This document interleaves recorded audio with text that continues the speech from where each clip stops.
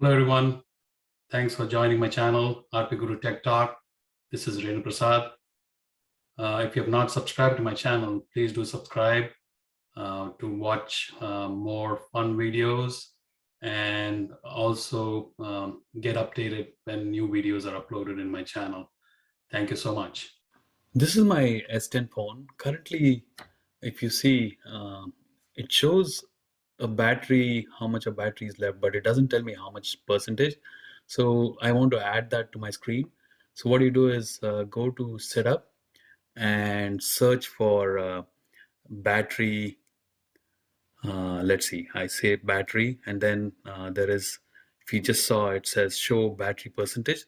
So click on that and make it enable it. So once you enable and close the screen and go back to your main screen, there you go. So you have the percentage of charge on your phone. I hope this helps you. Thank you.